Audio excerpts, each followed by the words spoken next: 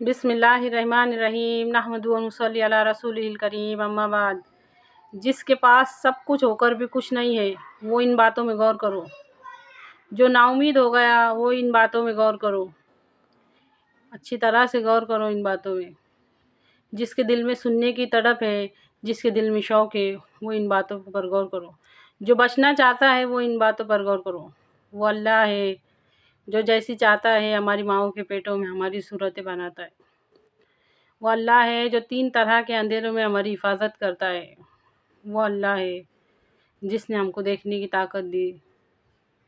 آنکھوں کو دیکھنے کی طاقت کس نے دی؟ کانوں کو سننے کی طاقت کس نے دی؟ زبان کو بولنے کی طاقت، چکھنے کی طاقت کس نے دی؟ ہاتھوں کو ہلنے کی طاقت، پاؤں کو چلنے کی طاقت کس نے دی؟ سوچو، اچھی طرح سے سوچو۔ جس نے ہر طرح سے کوشش کر کے دل لگانے کی کوشش کر لیا پھر بھی اس کے دل نہیں لگ رہا نا، تو ان باتوں میں غور کرو۔ کہاں سے آئے ہیں، کہاں جانا ہے، ان باتوں میں غور کرو۔ اللہ کے واسطے سوچو، سمجھو۔ اگر آسمان سے بارش برسانا چھوڑ دے اللہ تعالیٰ تو ہم کیا کر سکتے؟ کیا ہم کو فرق نہیں پڑے گا؟ اگر اللہ رب العزت زمین سے اناج اگانا چھوڑ دے تو ہم کو فرق نہیں پڑے گا؟ ان سب باتوں میں غور کرو۔ اولم یرل انسانوں میں غور کرو۔ قرآن پاک میں اللہ تعالیٰ فرماتا ہے سورہ یاسین میں، کیا انسان نے نہیں دیکھا کہ ہم نے اس کو کس چیز سے آخر پانی سے پیدا کیا؟ انسان یہ سب کا دیکھتا، اس کے پاس یہ سب دیکھنے کی فرصت ہے کیا؟ اسی لیے تو کہہ رہی ہوں نا کہ جو سب کر کے تھک گیا نا وہ ان باتوں میں غور کرو۔ جو نشے سے نکلنے کو تیار نہیں ہے نا وہ مت کرو، تم اور پڑے رہو تھوڑے دن نشے میں۔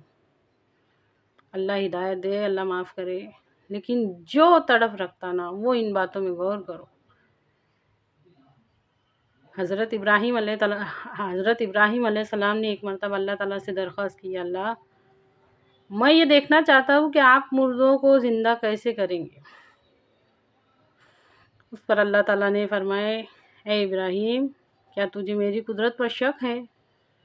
حضرت ابراہیم علیہ السلام بولے، نہیں اللہ تعالیٰ، بس یہ میرے دل کی نا خواہش ہے۔ اللہ تعالیٰ نے فرمایا، ابراہیم جا 4 قسم کے 4 پرندے لے کر آ۔ حضرت ابراہیم علیہ السلام نے ویسا ہی کیے، 4 قسم کے 4 پرندے لے کے آئے۔ اس کے بعد اللہ تعالیٰ نے حکم دیے کہ اب تو ان کو ذبح کر لے، اور ان ذبح کیے ہوئے پورے ٹکڑوں کو آپس میں ملا لے۔ حضرت ابراہیم علیہ السلام نے ویسا ہی کیا۔ اللہ تعالیٰ نے فرمایا، اب ان ملے ہوئے ٹکڑوں کو ہمارے چاروں طرف جو 4 پہاڑ رہتے نا وہاں پہ جا کے رکھ کیا۔ حضرت ابراہیم علیہ السلام نے ویسا ہی کیا۔ اس کے بعد اللہ تعالیٰ نے فرمایا، اب تو ان کو آواز لگا کہ اللہ کے حکم سے واپس آ جاؤ۔ اس کے بعد حضرت ابراہیم علیہ السلام نے ویسا ہی کیا۔ بس آواز لگانے کی دیر تھی کہ اللہ کے حکم سے واپس آ جاؤ، وہ سارے کے سارے پرندے زندہ صحیح سلامت اپنی پہلی والی شکل میں واپس آئے حضرت ابراہیم علیہ السلام کے پاس۔ یہ ہمارے اللہ کی قدرت ہے۔ ان باتوں میں غور کرو، ان باتوں میں غور کرو۔ اگر آنکھوں نے دیکھنا بند کر دیا تو ہم کو کوئی فرق نہیں پڑے گا، اگر کانوں نے سننا بند کر دیا تو ہم کو کوئی فرق نہیں پڑے گا، اگر زبان نے بولنا بند کر دی، چکھنا بند کر دی تو ہم کو کوئی فرق نہیں پڑے گا۔ سوچ کے دیکھو، اللہ کی قدرتوں میں غور کر کے دیکھو۔ بغیر سہارے کے آسمان کا کھڑا ہونا، زندہ سے مردہ کا نکلنا، مردہ سے زندہ کا نکلنا، یہ سب کون کر رہا؟ مرغی جاندار رہتی، اس میں سے جو انڈا نکلتا وہ بے جان رہتا، کون کر رہا؟ یہ انڈا بے جان رہتا، اس میں سے مرغی نکلتی، یہ سب کون کر رہا؟ مچھلی کو تیرنا کس نے سکھایا؟ پرندوں کو اڑنا کس نے سکھایا؟ پھولوں میں خوشبو ڈالنے والا کون ہے؟ تتلیوں میں رنگ بھرنے والا کون ہے؟ سوچو۔ اگر سب کچھ ہو کے بھی کچھ نہیں ہے نا تو یہ سب کرنے والے کے بارے میں سوچو۔ پیاس لگیں گی جب انسان پانی کے پاس جائیں گا نا، یوں سمجھ لو کہ اب تمہارے اندر پیاس